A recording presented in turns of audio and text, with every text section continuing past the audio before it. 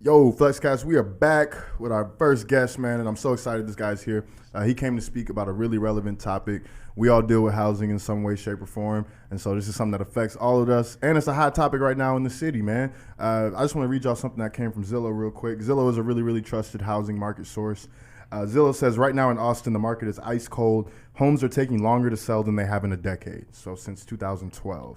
And I bought my friend here. This is my homie, Kevin. He's a realtor. I'm going to let him introduce himself and tell the people what he does, and then we're going to get into it, man. This is going to be a fun segment. Go ahead. How y'all doing? I'm Kevin Dibia. I'm a real estate agent, investor. I do some other things as well, like some project management and brand ambassador, like modeling stuff as well. So I'm of Nigerian descent. I was born in New York, and I was raised like North Dallas area. Nice. And then, moved out to Austin like 2015, like after I graduated, and I've like been out here ever since. Okay. Now, when we're looking at Zillow, and they're not the only people that are saying this. There are other economic sites and things like that are talking about the housing market in Austin. When they're saying it's ice cold, what does that mean to you as a realtor? Like, how does that translate to your business and your clients? I'm very curious about that. Yeah, when they say it's ice cold, that's pretty much indicating to me that it's more of a buyer's market and it's not really a seller's market. And I say that in the instance that buyers have a little bit more power to get what they want because houses are sitting for a longer time. So you have more time to think, you have more time to look at houses, and you have more time to like bargain and get deals on homes than if you were, I don't know if we were all here during like COVID time where it was like literally the exact opposite. Yeah, so like right now we're like flipping, like the pendulum is kind of swung a little bit. Man, I talked to people during COVID that said that like they had their house was going like to the highest bidder amongst like 4 or 5 people. Yeah. And so it does seem like it's flipped. Absolutely. Yeah, definitely. Yeah. Like back then, like it was more preferably for me to work with sellers because I was like, yeah, if you want to sell your house, I promise you I can sell it in a weekend. And you'll have like 6 or 7 offers. Yeah, like I would like promise it because I knew it was going to happen because of how crazy the market was. But yeah, things is changing now a bit. Okay. Well, I also think that like, I don't know, man, because like I've never bought a house, so I don't have a lot of foresight on this, but I know that like the housing market affects the leasing market sometimes too. Like, and I have leased before. So I'm curious, like, how that portion of your clients has been affected. Are they happy about this, or does this affect them negatively? Like, what has that been like as well? Yeah, I mean, the housing market, when it is stone cold, like you said, like I said, the worst part about leasing is that leasing is always going to go up. It's never going to go down. Right. So most times when people are leasing for a long time, they get stuck in a pendulum of, okay, your lease is just continuously going up. So you're just moving type of thing. Mm-hmm. So, yeah, I mean, the sad part is, like, regardless of the market, your lease is always going to go up, whether it's a buyer's or seller's or depending on how it is. It's always just continually going to go up. It's just more on when it's going to go up. Yeah, sometimes it's slower, sometimes it's a little faster, and you can see as things have changed. Yeah, people's leases have definitely gone up. Yeah, man. It's kind of the penalty you pay for not being able to buy it, you know? Yeah. But yeah, no, we have some questions for you, man. We're going to run through it. I love all the conversation that we're bringing around. And you're the expert here, man. So tell us where we're on and where we're off. Y'all go ahead, man. Okay, well, I'll go first. What advice would you give to those that want to buy for the first time? Yeah, first-time home buyers. The biggest thing I would say to them is like the old saying, like it's better to stay ready than to have to get ready. So like it doesn't matter when you want to buy, whether it's next year, the year before. Start to put those things in line that you need to do to get ready. So for example, like your credit is going to be an important thing. So that's something that you should keep up with. Make sure that you don't. Maybe you don't need the most expensive car payment at the moment. Right. Especially, I know a lot of guys, especially in our community, I'm not going to lie, like they go after the Mercedes, the Jags and all that stuff first. Yeah. Yeah. They go after that. You know what I'm saying? You holding $500-$600 car payment, and then it's like you're wondering why your debt to income ratio isn't the best. Yeah. So it's like if you definitely want to buy in the future, like those are like little things to think about. Your credit, your debt to income. Those are like mainly the 2 biggest things. And just making sure you have a good like record of like job history. Okay. I think that most lenders are looking for, because that's the biggest thing, is really showing the lender like, hey, I got a good amount of stable money coming in. My expenses aren't too bad, type of thing. And it's good from there. So yeah, it's just like starting that plan now, I think. Not really just like, oh, I want to buy now, and then it's like you realize how far behind you are. It's like just start putting those pieces together like now, as early as possible, and just stay ready. Does that, sorry, I don't want to cut you, Bree, because I know you got a question from, but does that change for somebody like myself? I work for myself. I braid hair. So like, how would that affect me, being that I braid hair and I probably need to be better about showing my income. Yeah, I was just about to say that. What's your tracking like? Yeah. I was just about to say that because like 1099 people are always a little bit different because they're not looking at your top number, like the number, like the profits that you made. Like they're looking after you then cut, you know, all your expenses. And if you're one of those people, kind of like me, like I write off everything. Like so, like if you write off everything, they're really looking at the bottom number. And if the bottom number is not high enough, it makes it hard for you to get qualified for enough. So like that's also a plan. Like from my 1099 people is, you know, if you do plan on buying something, try to have at least like 2 years of tax returns where you're actually, I guess, quote unquote, taking the L and like paying the taxes, just so you're showing that like that you have like a lot of income, pretty much that you made for a certain year. And then after that, you could, you know, you could go ahead and write things off again. But I would say the first couple of years, you don't have to go crazy and like writing stuff off if you want to buy something. Because with 1099 people, they look at tax returns more than anything. Really? So they definitely look at like tax returns. They do look at like bank statements and everything, similar to like W-2 people. But like you can't even get anything most times if they don't have your like good tax returns type of thing. So yeah, just keep that in mind. All right, thank you. Interesting. I like your question about disparity because I think that's no, but I feel like we have a viewpoint of it because we're consumers, right? But you're on the other side, and so yeah, like I think that's a very good question. You want to ask Absolutely. Yeah. I was super excited when he told me we were having a realtor come because I was like, oh my gosh, I have so many thoughts about this. So my question to you is, do you see as a realtor any racial disparities in the buying or selling market? Ooh, wow, that's a loaded question. But yes, like I see it, not one with me, but more from the lender side. Like I've just heard a lot of stories, and I know just from my lenders, and I know from clients who have came to me who have worked with other lenders that said like they couldn't get qualified, and you know they'll normally be someone of color, and they couldn't get qualified. And I take them to my lender, and we'll work through the kinks and everything, and like I'm able to get them qualified. So I'm able to get them something. Yeah. Okay. The thing is that you realize that a lot of people, like on this side of the house, sometimes they're not willing to be patient with some people, especially the people with the lower incomes and whatnot. And they know they're gonna have to do a lot more work, jump through a lot more hoops, you know what I'm saying, to get them into something. So yeah, that's a big thing that like most times if you are a lower income person, and most of those are people. Right. So yeah, some and people not for no reason. Not for no reason, but yeah, they're not going to be willing. Some people they're just not willing to work or put in the extra work in order to. And I could say the same thing too, because like I used to do financial administration for a car lot, and the lower credit scores, the lower down payments are typically from our people, and that's like I'm so curious about like the work that you've had to do for people coming from that population. Like that's I've witnessed it, but I've never actually had to be like hands-on. Because what's the fastest you ever sold a house? Like the fastest from buying, like someone buying, or me selling someone's house? You selling to a buyer.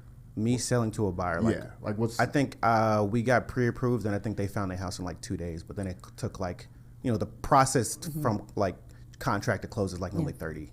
Okay. So it takes a little. It takes a little time. while, Yeah, right? they gotta run all the documents and get on underwriting and all that other stuff. Right. As opposed to with us, it was like, yo, we gonna know today whether you can get this or not. Like, and so I can imagine like putting the work in for the week, the 2 weeks, and then like it getting to that lending decision. Some of the things that you've dealt with and like the results that you've landed. Like that's a much bigger job. It's for a bigger check, but it's also you know I imagine it's more work for you. Yeah, definitely. But I mean, it's with those clients, and those are actually a lot of my clients that I work with. But it's happy when I'm able to actually get them into something that they didn't think that they can actually ever even do. Nice. Yeah, so nice. It's worth it. It's worth it makes the job fun. Awesome. Before Kevin was coming on here, he also posted to his Instagram community that he was going to be coming on here to talk about real estate and things like that. And so he actually got a nice bit of questions here. We're going to run through them because they are important. People who listen to us, you know, we want to answer their questions. I'm going to run through them and you give your most thoughtful answer. We'll run it like that, man. Okay, cool. One of your listeners said, what was your biggest life obstacle? And that could be in regards to realty or other things. But what was the biggest thing you think you overcame to get where you are? Because I don't know about y'all, but looking at his Instagram, I would say you're successul. I'm going to be honest. I know a lot of realtors, but not all of them drive Maseratis. And I'm just being honest. Did you bring the car here? Yeah, like we're gonna see it. I did. I had to park far, but yeah, I'm here. But like, I'm curious, or they're curious. What is the obstacle that sticks out to you so far? The biggest life obstacle I had, I think. I mean, it's a lot. I think the biggest thing I'm going through now, and I think I'm continuously going through is, it's like finding those people. Like, I think everyone has a place where they want to be, and it's about finding those people to kind of give you direction. Like a lot of the people that I, look up to are like, oh, that's where I want to be, or that's what I'm trying to do. I can't touch them. I can't talk to them, or I got to buy a course or something, or I got to So it's kind of. No one, it's hard to get the right answers. Without direction. Right, yeah, the right direction, you know what I'm saying? From like those people who are at like a very high level who have done it, they got, they have a portfolio of houses and like things along those lines. Like, and I have a few, but like they have like a bunch and they're just like killing it, you know what I'm saying? Or their brokerage is like killing it type of thing. Okay. So it's hard to like, for me to like really get with those people. Like that's really the biggest thing right now. I guess problem for me is that it's kind of surrounding figuring myself. Figuring out the next direction. Figuring out the next direction and surrounding myself with those type of people. Absolutely. Another question here, and this kind of ties into one of our other questions that we had. They said, would you recommend someone getting out of debt before investing in real estate, including student loans? Yeah, student loans is probably the least concerning thing I probably would say out of all the debts. Yeah, to be honest, like especially if you have government student ones, like we don't know what's going to happen with those. So good point. We don't know what's going to happen with those. Like I wouldn't suggest I wouldn't put a bunch of money and just start paying it off. Like I would pay off other debts like car, medical bills, things along those lines. Okay. Student loans, yeah, I would say is probably like the least concerning, and you have to think of it from a monthly perspective. So whatever your monthly payment is, that's the most important thing. So like I just had a client and we're on a contract on a house right now and she has $400K in student debt and she was still able to get something. So it's not really about the total. Yeah, it's more about the monthly, how they split up the monthly payment because your debt to income is more. Damn, what'd she go to school for? I was going to say, I think she was trying to be a pilot? Yeah, I think she's like in medical. She's like doing medical school debt. Okay, she's trying to do like medical school debt. And she's also like working on the side too. Stafford, y'all ain't getting that much from me. I'm sorry. That's a lie. Yeah, that's a crazy amount. I'm sorry. I don't want to talk about nobody. Okay, this person said, have you ever used a home equity line of credit, and what is your view on that? How do you feel about it? Nah. Like I own a couple homes. I've never used mine yet. Okay. What's your view on them? Yeah, I think if you're going to use a line of credit, and pretty much, I guess for people listening, essentially a home equity line of credit is like you taking a credit card out on the equity of your home. Yes. Yeah. So so it's dangerous. It's dangerous. Yeah. I mean, yeah. There's rates and everything along with that. I would say like if you're going to do that, like I would do it primarily probably for a short-term project, like a flip or something. If you want to just use that money to like fund everything, and then after the flip and everything is done, then you take the money, you put it back, keep the profits for yourself, type of thing. So more for like short-term things where you can like get the money back eventually quickly, pay it off quickly, but not just like keeping it and then just keeping that out like that. Yeah. For someone, especially if you're just starting, I wouldn't recommend it. Okay. All right. Next question here. It says, do you plan on only buying in Texas because of the market, or what is your plan if elsewhere? That's crazy. Yeah, I actually want you to spill. Yeah, they're trying to like. I don't really like to talk about my plans. I'd be low key, but like, say I'm low key. Yeah, but I'm Texas is not going to be the only place. I feel like eventually, as I grow, I'll probably venture off to other places. Like I like Miami. Like I like the Florida market, although it's high, but I just like the way the real estate looks. So I'll probably eventually venture out there eventually. I know like people talking about Phoenix as another good place to invest. I've heard a lot about Arizona. I've heard a lot about Arizona. Like, I'm eventually, Texas is going to be for now, and then I'm just kind of going to keep my options open for those other places as well. I like when he said that. I'm going to keep my options open. I love the way he said that. Yes, of course. Oh, God's plan. You got to keep room for God's plan, not just yours. Definitely. Hey, this kind of ties into the question what we were talking about earlier. It said, should the car you drive reflect the type of house you're buying? Or should there be some type of? Because I'm gonna tell you right now, my car don't match my house. That's a weird question. I'm gonna say no, like only in the sense that, like you can have someone who owns like a $3-4 million house, but drives like a Honda Civic or something. They're not pulling a hoopty up to one of those. I mean, like I've seen it before. Like I've seen people who, like some people, they just don't really care about cars that much. So like I think the biggest thing is to when you make money, is just, I guess, invest first. And then, when you invest in something that, brings out profits, use the profits, and then, get the nice things that you like. So, yeah. Okay. This one says, I have a strong work ethic and desire for excellence, but I also have a lazy side. How do you remain focused on real estate through distractions? Yeah, like you have to realize that's a funny question, but It is. Because that question is more about them than you. I mean, he's like, I'm lazy. Like, I'm a tourist. I was like, I like to walk on the beach. Focus I mean, pills. you just got to realize whatever it is that you're doing, it's not gonna move unless you move it. So like Exactly. you That have part. to, you got to put in the work and create the direction. So like if you're not moving it, it's not gonna go anywhere. So like that's the Exactly. biggest thing. You have to just really just put the onus on you. Whatever it is you're doing, it don't even have to be real estate. It could be anything. And then I had a question that I wanted to throw in there. I know that the realtor pipeline is getting really, really popular. Oh yeah. For anyone that's interested in getting into real estate, for you, like, what was the most important, like, first 2 things or first 3 things that you did to prepare yourself for that world? Now that you're in the world, you can kind of look back on Kevin before he was a realtor. What are the things you did that prepared you for this the best? Because I do have some friends that are like, man, I kind of want to get into real estate. Like, I hear people talking about it. I'm like, well, now you get to hear from a realtor, like, how you need to prepare for that.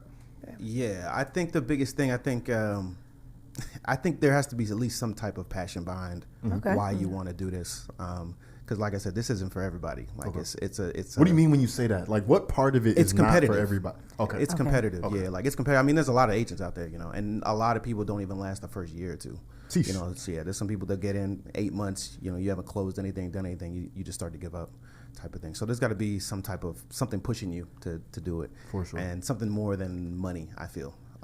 So my biggest advice is just to understand your why on like why you really want to do it. Okay. And if it's something that's important enough to you, then then you just go through the gradual steps. Like you're going to be fine, pretty much, if your why is like strong enough, in my opinion. Awesome. Well, man, it's very nice to have you come by. I'm slowly getting to that point where I want to start like buying and selling stuff. So like hearing you talk about it and seeing you do it is exciting. I started Airbnb like 2019. Okay. I had a property and I just maintained it, bought another one. I have 2 now, but I never actually like full blown stepped into it like you are. And seeing people that look like us succeed in that space is amazing. I want you to tell people where they can find you on socials. Yeah. Or if you have like a website that you would like to promote. Yeah, primarily socials, everything. It's just my last name, Dibia, and then the word views. So like pretty much anywhere, Facebook, Twitter, Instagram. Primarily, I'm mostly on Instagram over anything. Right. Keeping up with socials can be a lot. Yeah. So yeah, primarily, Dibia views pretty much everywhere, and then Instagram is the most popular one that I use. Man, so like if y'all want, y'all hit Kevin up. If y'all have real estate needs, he's here in the Austin area. He's able to help.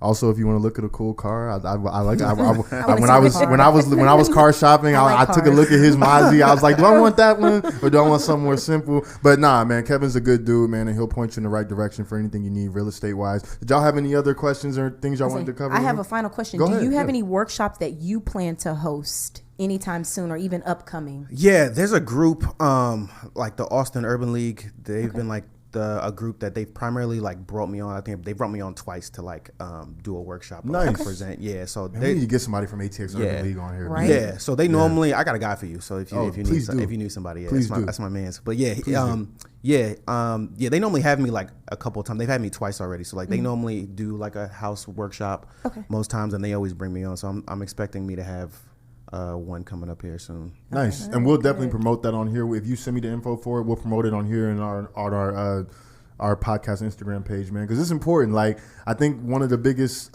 steps going into adulthood is your first home that you purchase. And a lot of people go into that process with misinformation or no information at all. And so, like, I think what you do, just from like, even from the surface viewpoint of it, it's empowering, man. And I appreciate it. I applaud it, man, because it's important for us, man. I would love. I know that we talk about like black dollars circulating and things like that. Dude, buy from a black realtor. You know what I'm saying? Like buy from please. Yeah, like Tell me to fire my little Asian and bring you on. Please. But no, like if you can, if you can and it fits, like why not circulate that money within our community? Because I think that the more that happens, the better things get for all of us. And I do that even like most of the people on my team, like my lenders I work with, underwriters, contractors, everybody. Yeah, they all people of color. I've been trying to give everybody a chance, man. Yeah, so man, one thing, man, and this last thing I'll say about this, because we could talk about this all day. I remember one of the first companies that I ever talked to about like ever working with for like promotional stuff like that. They had like 6 people that they knew that were all a part of like a commerce of business, and they all brought each other business. 6 non-people of color. And I was like, yo, if people of color got on that, Because literally it was like Definitely. because literally this is what would happen. The realtor knew an alarm buddy, and when he sold the house, he would send them to the alarm person. They had to buy their alarm system from him. The alarm guy knew somebody else, a lawn guy, and they literally created an entire ecosystem around a home. And I watched for the little bit of time that I was working with them, I watched them just fill each other's pockets. Absolutely. And I was like, yo, if we can just get on that, like it's a no brainer. Exactly. You know what I mean? Like, so I like to hear that you have that in mind. Yeah, it's a goal. It's a goal of mine. We got to, like you said, I feel like we have to circulate the dollar a little bit more, especially between our community. So I try my best to everyone that I'm really working with.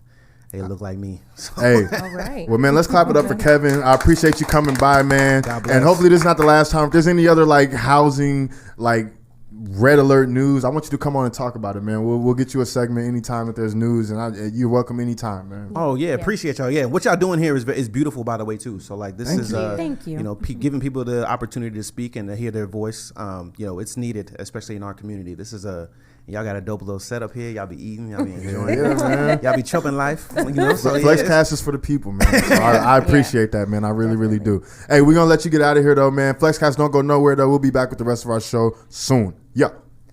Yeah.